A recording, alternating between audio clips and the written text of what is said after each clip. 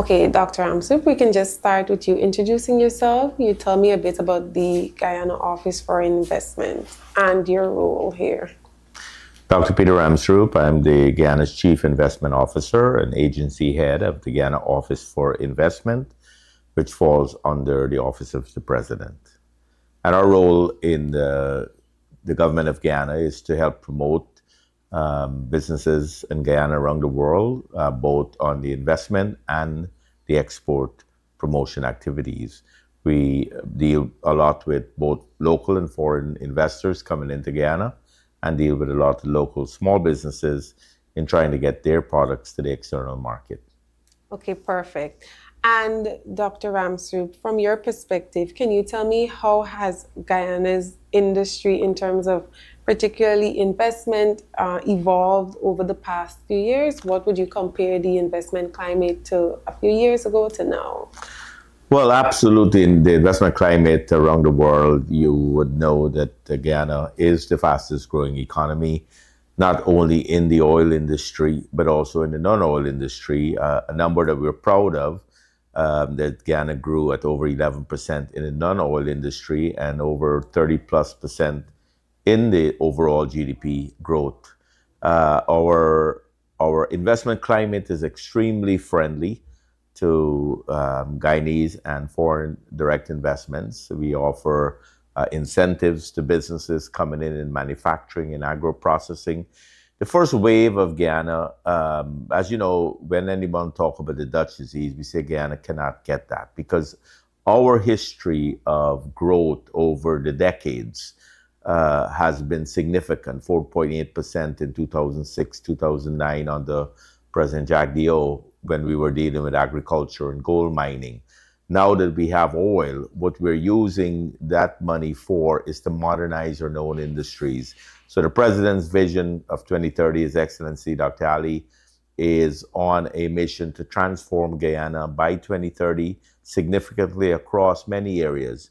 His three top areas are food security, climate security, and energy security. We know in climate security, our forest is the size of Great Britain, holds 19.5 gigatons of carbon, worth $195 billion. In food security, CARICOM as a whole, including Guyana, leading that effort, plans to reduce our import bill by 25% by 2025, which is upwards of $10 billion. So investors looking to move into agro-processing in large-scale farming, both in Guyana and in our neighboring countries of Suriname, for example, will find a very valuable return on investment because of our import bill in CARICOM as a whole. So the investment climate is extremely friendly, and I look forward to having that discussion with the conference coming up between Suriname and Guyana. I think it's a very important conference because it links two entities, two countries that are known to be friendly with each other. For example, the bauxite finds between Guyana and Suriname alone drives potentially an alumina plant. We are both working on ecotourism. So I think the connectivity between the two has so much great, not potential, I don't like the word potential, but great opportunities for investors to look and see how both countries with their investment can be combined. And ultimately, we believe investors and businesses should make money. We're not here to hinder that. We want companies to come in, feel welcome, and government will do what it takes to enable a very better business-friendly environment. Perfect. And I'm happy that you went into that. I know that you said Guyana has experienced extensive growth, particularly in the non-oil industry. When you look at Guyana's manufacturing and agriculture industry, why do you think it's important for foreign investors to pay particular attention to these industries? The agro-processing industry and agriculture as a whole is large scale. Guyana has 60% of arable lands.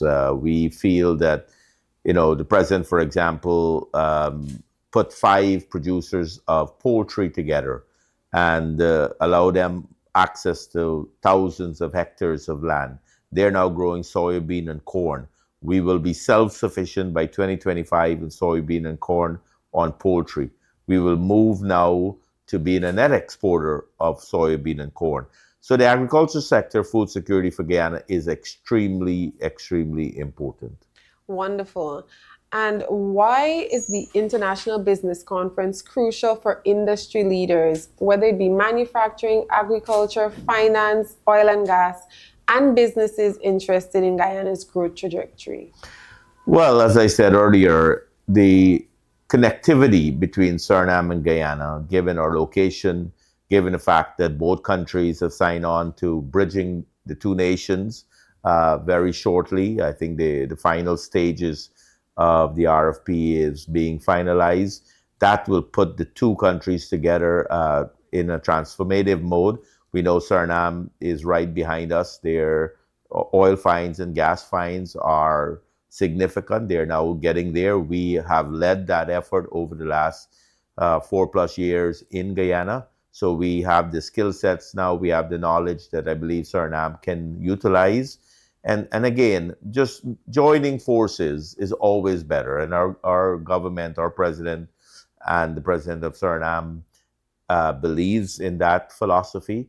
They have exercised that philosophy by signing agreements between the two countries. And businesses as a whole can know that, whether you're established in Guyana, whether you're established in Suriname, know that the markets are similar. We can help twin the products better. We may not have enough peppers in Guyana, say, to blanket the Caribbean or North America. But if you combine the peppers in Suriname or the rice or whatever other agro products, we can then maybe look at what we are now calling twinning of the products. And I believe this conference will bring out the fact that we can twin ecotourism, we can twin agrotourism, we can twin the agriculture sector, we can support the oil and gas sector of Suriname.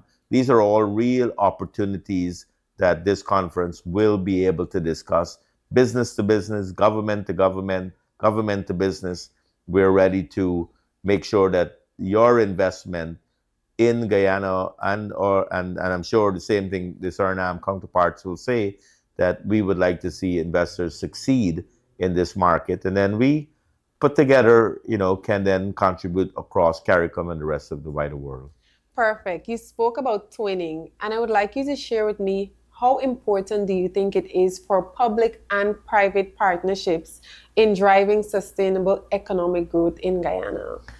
Well, the economics of Guyana is significant. We are definitely in the lead. Our numbers and our commitment to the Guyanese population by the president, not only in infrastructure development, which we know has been transformative, but we're ensuring housing for people.